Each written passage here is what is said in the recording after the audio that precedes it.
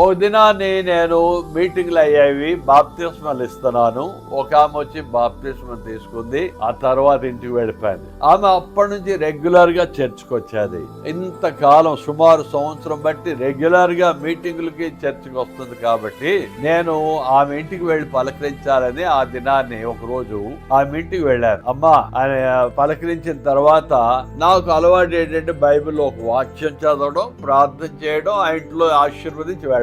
నేను వాక్యం తీశాను. రక్తస్రావణ వ్యాధి గురించి, ఆమె బాధపడుతున్న ఆమె గురించి బైబిల్లో వాక్యాన్ని తీసి చదువుతుంటే ఆమె అంది, పాస్టర్ గారండి ఆ జబ్బు నాకే ఉండేదంట. నీకుండేదా? నీకెలా తెలుసు?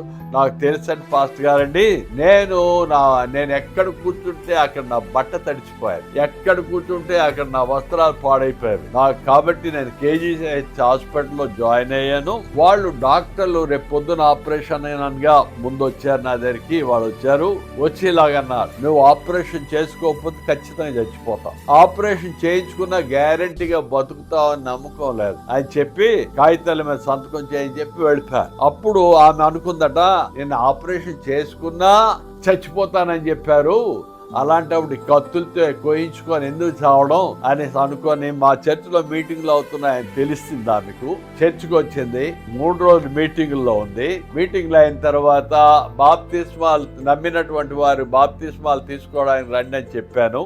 ఆమె కూడా వచ్చి లైన్లో నిలబడి బాప్తిస్మం తీసుకుంది. తిరిగి ఇంటికి వెళ్తుండగా ఆ జబ్బు ఎప్పుడు పోయిందో ఆమెకే తెలియదు. ఆమె ఆ సాక్ష్యం చెప్తే నేను స్టన్ అయిపోయాను. యేసయ్య ఎవరినైనా ముట్టుకుంటాడు, ఎవరినైనా బాగు చేస్తాడు. దేవుడు ఈ దినాన్ని నిన్ను ముట్టుకుంటాడు. నీకోసం ప్రార్థన చేస్తున్నాడు. మా సృష్టికర్త యెహోవా దేవుడా, ఈ మాటలు వింటున్న మా ప్రియమైన శ్రోతలకు నీ చేతుల్లో పెడుతున్నాను. యేసు నామములో వారికి స్వస్థత, ఆరోగ్యం, బలం యేసు నామములో కలుగును గాక. బంధకాలని యేసు నామములో పటాపంచలైపోను గాక.